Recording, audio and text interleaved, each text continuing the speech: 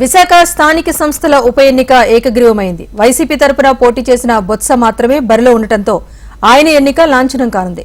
బలం లేకపోవడంతో TDP MLC ఎన్నికకు దూరంగా ఉండగా వైసీపీ నుంచి బొత్స నామినేషన్ వేశారు. మరో అభ్యర్థి షఫీవుల్లా ఇండిపెండెంట్ గా పోటీ చేయగా నామినేషన్ ఉపసంహరణ గడువుకు ముందే ఆయన బరి నుంచి వైదొలిగారు. దీంతో బొత్స ఎన్నిక ఏకగ్రీవం కానుంది. అయితే రిటర్నింగ్ అధికారి దీనిపై అధికారికంగా ఇంకా ప్రకటించాల్సి ఉంది.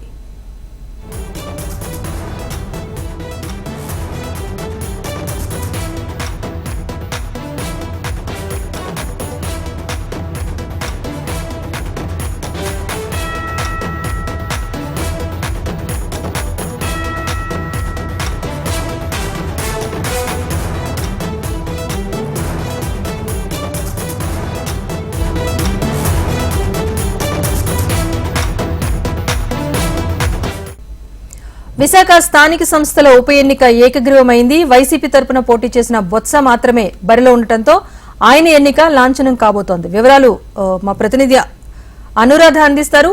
అనురాధ, చెప్పండి, మొదటి నుంచి కూడా బొత్స సత్యనారాయణ చాలా కాన్ఫిడెంట్ గా ఉన్నారు. చివరికి ఇప్పటికీ ఏకగ్రీవం అయినట్టుగా తెలుస్తోంది. డీటెయిల్స్ ఏంటి?